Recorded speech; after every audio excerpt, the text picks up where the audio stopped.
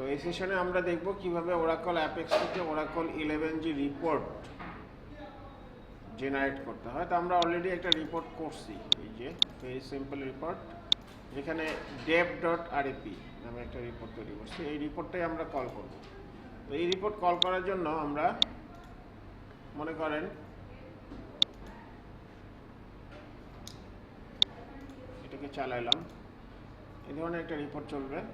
এখানে ধরেন আমি একটা প্যারামিটার দিলাম 50, তারপর প্রেস করলাম, এই যে 50 নম্বর ডিপার্টমেন্টের যাবতীয়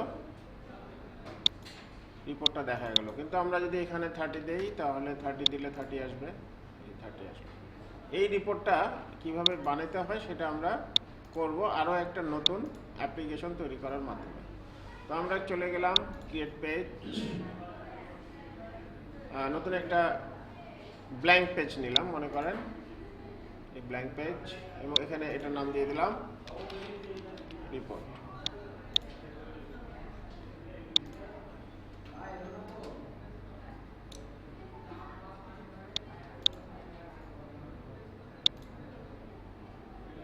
তো এখানে ভেরি সিম্পল একটা নিলাম ব্ল্যাঙ্ক পেজ, এবং এখানে একটা রিজন নিলাম, রিজনের মধ্যে একটা আইটেম নিলাম, আইটেমটা হচ্ছে নাম্বার টাইপের, এখানে নাম্বার নিলাম এবং এটার নাম দিয়ে দিলাম মনে করেন লেফট। এবং এটার সাথে আমরা আরো একটা বাটন নিলাম,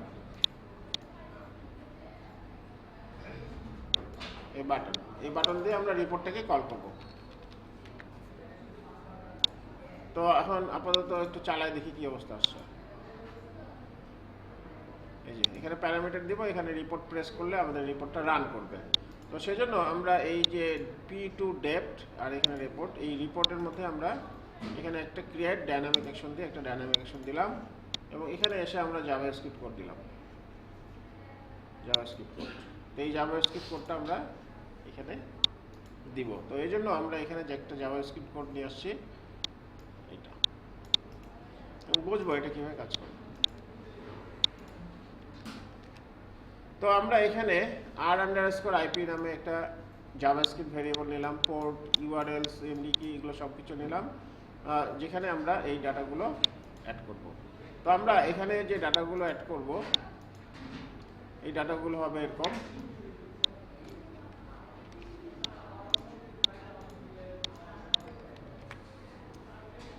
আইপির মধ্যে নিলাম আমাদের কম্পিউটারের নামটা। এই কম্পিউটারের নামটা আমরা খুব সহজেই বের করতে পারবো যদি আমরা এখানে লিখি হোস্ট নেম। এই যে হোস্ট নেম চলে আসলো, এই হোস্ট নেমে যে এখানে এই এতটুকু, এই ভ্যালুটা আমরা এখানে দিচ্ছি। আর রিপোর্টের পোর্ট তো সবসময় 9002, ফর্মের 9001, রিপোর্টের 9002, আর ইউআরএলটা সবসময় এটা ফিক্সড, এটা এরকমই থাকবে। আর ডেপ্থ আইডির মধ্যে আমরা এখানে P2 ডেপ্থ নো দেওয়া আছে, তাই না? তো আমরা এখানে P2 ডেপ্থ নোর জায়গায় এখানে দেখেন, এখানে আমরা কি দিছিলাম, P2 ডেপ্থ, তাই না? এই P2 ডেপ্থটাই আমরা এখানে দিলাম, P2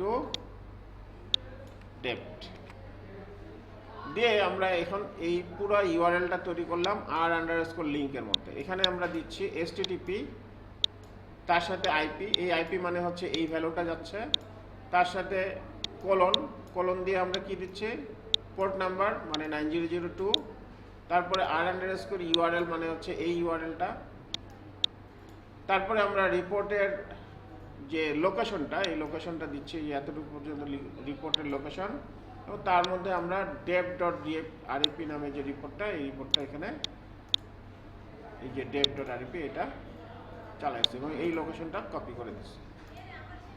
এখন আমরা এখানে দিলাম ডেস ফরম্যাট হচ্ছে পিডিএফ ফরম্যাটে রান করবে, ক্যাশ করবে, দেখাবে, রিপোর্টটা দেখাবে, ক্যাশ করবে। ইউজার আইডি পাসওয়ার্ড দিয়ে দিচ্ছি, এই যে hr@whatsapp_pdb, প্যারাফর্ম নো, এবং pdepth id ইকুয়াল টু এই rdepth id। এই rdepth idটা কোনটা, এই rdepth id, এবং এই rdepth id এর মধ্যে ভ্যালু পাস করতেছে P2 ডেপ্থ। এই P2 ডেপ্থটাই হচ্ছে এই P2 ডেপ্থ। তো এখন আমরা এটাকে যদি রান করি এবং এখানে একটা প্যারামিটার দেই 50 এবং রিপোর্টটাকে রান করি, তাহলে এখানে কি বলতেছে, file dev.rep cannot be opened।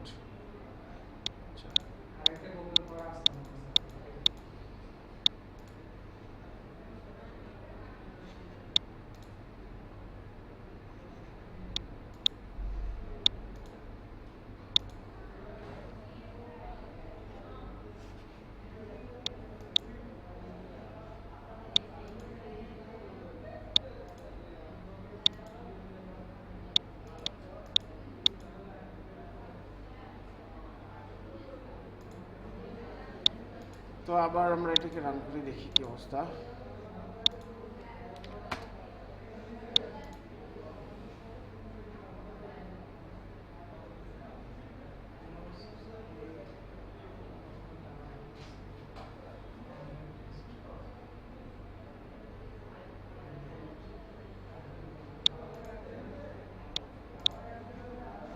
মানে প্যাথ পাচ্ছে না। ও আচ্ছা, এখানে ভুল প্যাথ দেওয়া ছিল। তো আমরা প্যাথটা ঠিক মতো দিয়ে দিই। প্যাথটা হচ্ছে আমাদের এটা, এই প্যাথটা আমরা এখানে দিয়ে দিলাম।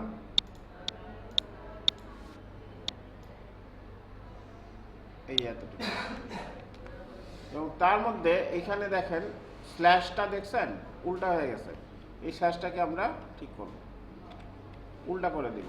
এটা হচ্ছে কাজ, এগুলো উল্টা করে দিলাম। তো যেহেতু এটা লিনাক্সে রান করে, এই জন্য লিনাক্সের মতো করে উল্টা করে দিলাম, দিয়ে ওকে দিয়ে এখন যদি আবার এটাকে রান করি, রান করার পর এখানে একটা প্যারামিটার দিয়ে আমরা রিপোর্টটাকে কল করলাম।